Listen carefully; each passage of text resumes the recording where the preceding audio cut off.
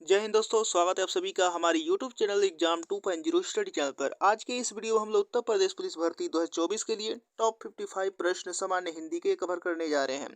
ये सभी के सभी प्रश्न क्रिया और काल पर आधारित हैं और ये सभी प्रश्न यूपीपी और यूपीएसआई में पूछे गए प्रश्न हैं। तो चलिए बिना देर किए आज का पहला प्रश्न देखते हैं। आज का पहला प्रश्न यहाँ पर दिया गया कि क्रिया के मूल रूप को क्या कहते हैं। ऑप्शन यहाँ पर दिए गए हैं और इसमें से बताइए कि क्रिया के मूल रूप को क्या कहते हैं। तो दिए गए ऑप्शनों में से करेक्ट आंसर हो जाएगा ऑप्शन नंबर डी यानी धातु कहते हैं। अगला प्रश्न यहाँ पर दिया गया है दूसरा नंबर कि राम सो रहा है, इस वाक्य में कौन सी क्रिया है। आपको क्रिया बताना है कि राम सो रहा है, इसमें कौन सी क्रिया है दिए गए ऑप्शनों में से। तो इसका करेक्ट आंसर हो जाएगा ऑप्शन नंबर ए यानी अकर्मक क्रिया है। अगला प्रश्न देखते हैं तीसरा नंबर। अब तीसरा नंबर यहाँ पर दिया गया है कि कुछ शब्द का निम्नलिखित में से किस रूप में प्रयोग नहीं किया जा सकता। आपको बताना है कि कुछ कुछ जो शब्द है वो निम्नलिखित में से किस रूप में प्रयोग नहीं किया जा सकता है। तो ऑप्शन दिए गए हैं और इसमें से करेक्ट आंसर बताने हैं। तो इसका करेक्ट आंसर हो जाएगा दिए गए ऑप्शनों में से ऑप्शन नंबर ए यानी क्रिया के रूप में कुछ शब्द का प्रयोग नहीं किया जा सकता है। अगला प्रश्न देखते हैं। अगला प्रश्न दिया गया यहाँ पर 4 नंबर। अब 4 नंबर यहाँ पर दिया गया है कि वाक्य के संरचना के आधार पर उनके भेद बताइए। वाक्य यहाँ पर दिया गया कि रवि दीवार रंगने लगा है। तो बताना है दिए गए ऑप्शनों में से कि कौन सा भेद है। तो दिए गए हैं ऑप्शन और इसमें से करेक्ट आंसर हो जाएगा ऑप्शन नंबर ए यानी संयुक्त क्रिया है। अगला प्रश्न देखते हैं 5वां नंबर। अब 5वां नंबर यहाँ पर दिया गया है कि दिए गए 4 विकल्पों में से सही सकर्मक क्रिया का उदाहरण है। आपको सकर्मक क्रिया का उदाहरण बताना है। तो ऑप्शन दिए गए हैं और इसमें से करेक्ट आंसर बताइए कौन सा वाक्य यहाँ पर सकर्मक क्रिया का उदाहरण है। तो इसका करेक्ट आंसर हो जाएगा ऑप्शन नंबर डी यानी सीता वीणा बजा रही है। अगला प्रश्न देखते हैं 6 नंबर। इसके बाद अगला प्रश्न यहाँ पर 6 नंबर दिया गया है कि जागना मूल रूप क्रिया का प्रथम प्रेरणार्थक रूप क्या होगा। आपको जागना मूल रूप क्रिया का प्रथम प्रेरणार्थक रूप बताना है। तो यहाँ पर ऑप्शन दिए गए और इसमें से करेक्ट आंसर बता दीजिए। तो इसका करेक्ट आंसर हो जाएगा ऑप्शन नंबर बी यानी जगाना। अगला प्रश्न देखते हैं 7 नंबर। 7 नंबर यहाँ पर दिया गया है कि किसी कार्य का करने या होने का बोध कराने वाले शब्द को क्या कहते हैं। तो जल्दी से इसका करेक्ट आंसर बताइए, कार्य को करने या होने का बोध कराने वाले शब्द को क्या कहते हैं। ऑप्शन यहाँ पर दिए गए और इसमें से करेक्ट आंसर क्या होगा।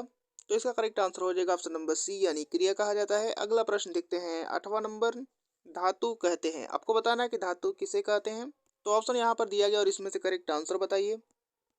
तो इसका करेक्ट आंसर जो होगा वो हो जाएगा ऑप्शन नंबर बी यानी क्रिया के मूल रूप को धातु कहते हैं।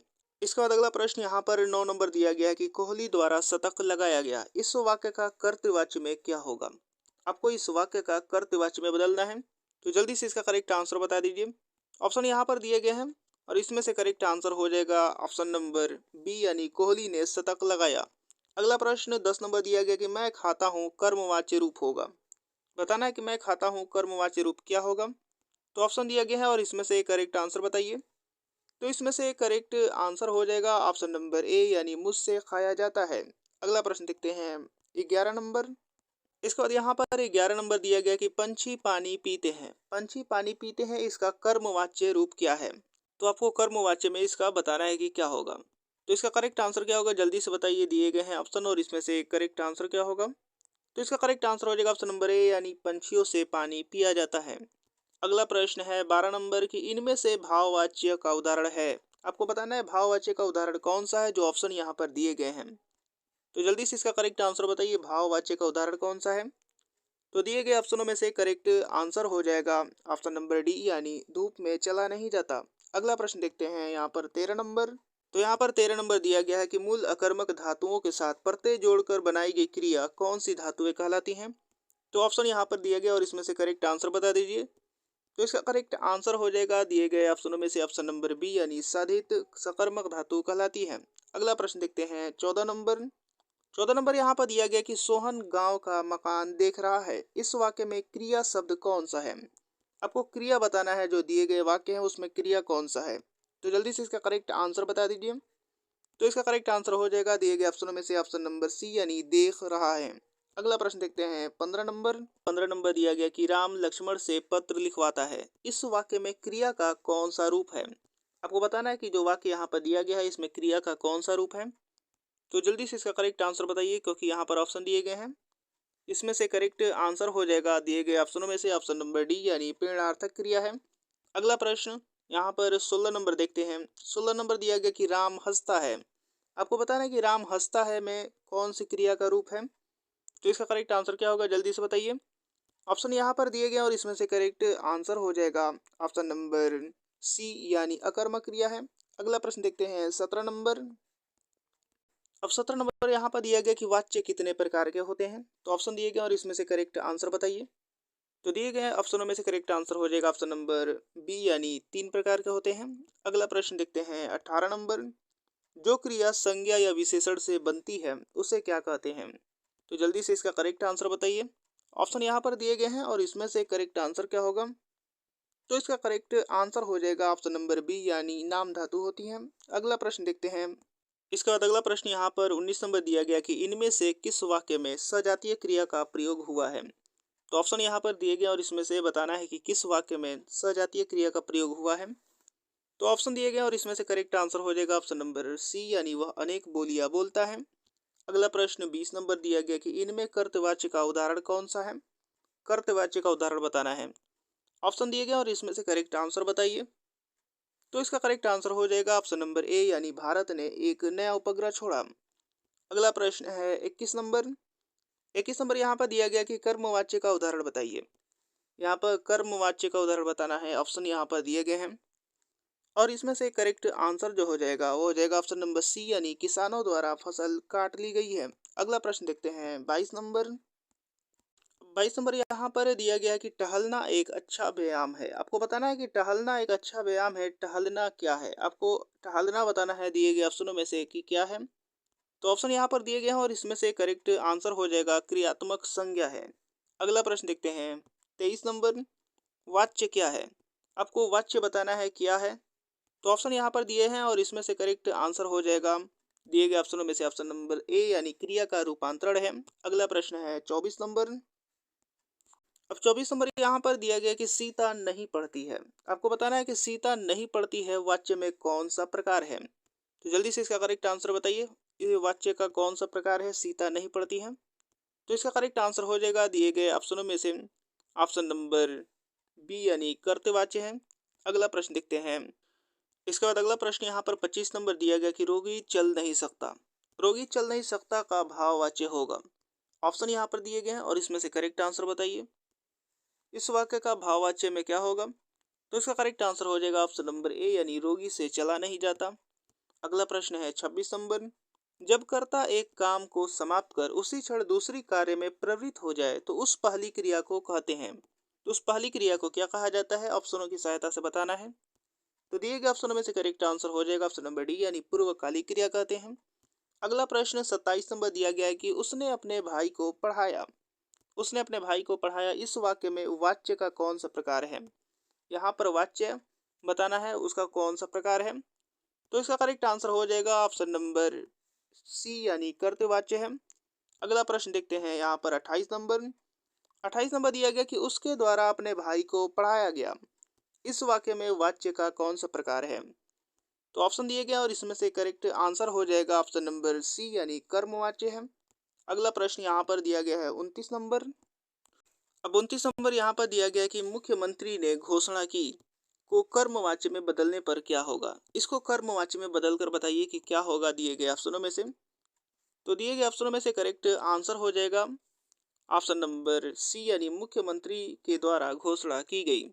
इसके बाद अगला प्रश्न यहाँ पर 30 नंबर दिया गया कि भाववाच्य में किस प्रकार की क्रिया का प्रयोग किया जाता है। तो ऑप्शन दिया गया और इसमें से करेक्ट आंसर क्या होगा। तो इसका करेक्ट आंसर हो जाएगा ऑप्शन नंबर डी यानी अकर्मक क्रिया का प्रयोग किया जाता है भाववाच्य में। अगला प्रश्न 31 नंबर दिया गया कि अकर्मक क्रिया में इनमें से किस पर प्रभाव पड़ता है।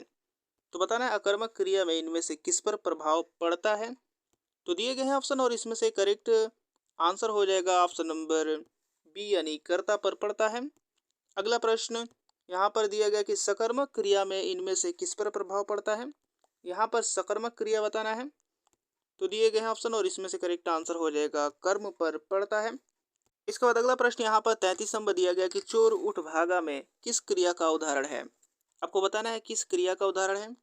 ऑप्शन दिए गए हैं और इसमें से करेक्ट आंसर बता दीजिए। तो इसका करेक्ट आंसर हो जाएगा ऑप्शन नंबर सी यानी पूर्वकालिक क्रिया का। अगला प्रश्न है 34 नंबर की मुख्य क्रिया के अर्थ को स्पष्ट करने वाली क्रिया को क्या कहते हैं? तो मुख्य क्रिया के अर्थ को स्पष्ट करने वाली क्रिया को कहा जाता है दिए गए ऑप्शनों में से ऑप्शन नंबर डी यानी सहायक क्रिया। इसके बाद अगला प्रश्न यहाँ पर 35 नंबर दिया गया कि जिस क्रिया का फल कर्ता पर न पड़कर कर्म पर पड़े उसे कौन सी क्रिया कहते हैं? तो ऑप्शन यहाँ पर दिए गए हैं और इसमें से करेक्ट आंसर बता दीजिए। तो इसका करेक्ट आंसर हो जाएगा ऑप्शन नंबर ए यानी सकर्मक क्रिया कहते हैं। अगला प्रश्न है 36 नंबर की निम्न में से क्या काल कहलाता है? आपको बताना है कि काल क्या कहलाता है। तो ऑप्शन दिए गए और इसमें से करेक्ट आंसर हो जाएगा ऑप्शन नंबर डी यानी क्रिया का घटित होने का समय काल कहलाता है। अगला प्रश्न देखते हैं 37 नंबर। अब 37 नंबर यहाँ पर दिया गया कि सीता सो रही थी वाक्य का काल है। आपको काल बताना है वाक्य का कि कौन सा है। तो ऑप्शन यहाँ पर दिए गए हैं और इसमें से करेक्ट आंसर हो जाएगा ऑप्शन नंबर बी यानी अपूर्ण भूतकाल है। अगला प्रश्न देखते हैं 38 नंबर। लड़के ने पुस्तक पढ़ी है वाक्य का काल बताइए। इसमें कौन सा काल है ये आपको बताना है। तो ऑप्शन यहाँ पर दिए गए हैं और इसमें से करेक्ट आंसर क्या होगा? तो इसका करेक्ट आंसर हो जाएगा ऑप्शन नंबर सी यानी पूर्ण वर्तमान काल है। अगला प्रश्न 39 नंबर दिया गया कि पूर्ण वर्तमान काल को स्पष्ट कीजिए। यहाँ पर वाक्य दिए गए हैं और पूर्ण वर्तमान काल को यहाँ पर बताना है कि कौन सा वाक्य होगा। तो इसका करेक्ट आंसर हो जाएगा दिए गए ऑप्शनों में से ऑप्शन नंबर बी यानी अब हमारे पढ़ने का समय हो गया है। इसमें पूर्ण वर्तमान काल है। अगला प्रश्न देखते हैं। अगला प्रश्न यहाँ पर दिया गया 40 नंबर की तुम बैठो मैं अभी आया। तुम बैठो मैं अभी आया में काल बताइए। काल बताना है कि कौन सा काल है। तो ऑप्शन दिए गए और इसमें से करेक्ट आंसर हो जाएगा दिए गए ऑप्शनों में से ऑप्शन नंबर सी यानी वर्तमान काल है। अगला प्रश्न देखते हैं यहाँ पर 41 नंबर दिया गया कि कदाचित संध्या को पानी बरसे। कदाचित संध्या को पानी बरसे में काल पहचानिए। तो कौन सा काल है इसमें? तो ऑप्शन यहाँ पर दिए गए हैं और इसमें से करेक्ट आंसर हो जाएगा ऑप्शन नंबर सी यानी संभाव्य भविष्य काल है। अगला प्रश्न 42 नंबर दिया गया कि व्याकरण में काल का क्या अर्थ है? आपको काल का अर्थ बताना है। तो ऑप्शन दिए गए हैं और इसमें से करेक्ट आंसर हो जाएगा ऑप्शन नंबर सी यानी समय होता है। अगला प्रश्न देखते हैं 43 नंबर। इसके बाद अगला प्रश्न यहाँ पर 43 नंबर दिया गया कि कर्ता का ने चिन्ह का प्रयोग इनमें से कहाँ होता है? तो ऑप्शन यहाँ पर दिए गए और इसमें से करेक्ट आंसर बताना है। तो ऑप्शनों में से करेक्ट आंसर हो जाएगा ऑप्शन नंबर ए और सी दोनों में। यहाँ पर ए और सी दोनों करेक्ट होगा। याद रखिएगा सामान्य भूतकाल में भी और संदिग्ध भूतकाल में ने का प्रयोग होता है। अगला प्रश्न देखते हैं 44 नंबर। इसके बाद अगला प्रश्न यहाँ पर 44 नंबर दिया गया है कि रमा विद्यालय जाती है। रमा विद्यालय जाती है। यहाँ पर रामा दिया गया है रमा होगा। रमा विद्यालय जाती है इस वाक्य का अपूर्ण भूतकाल में रूपांतरण क्या होगा? अपूर्ण भूतकाल में बताना है इस दिए गए वाक्य का। तो ऑप्शन यहाँ पर दिए गए और इसमें से करेक्ट आंसर क्या होगा? तो इसका करेक्ट आंसर हो जाएगा अपूर्ण भूतकाल में हो जाएगा ऑप्शन नंबर डी यानी रमा विद्यालय जा रही थी। अगला प्रश्न 45 नंबर दिया गया कि वर्तमान काल के कितने भेद होते हैं? तो ऑप्शन दिए गए और इसमें से करेक्ट आंसर बताइए।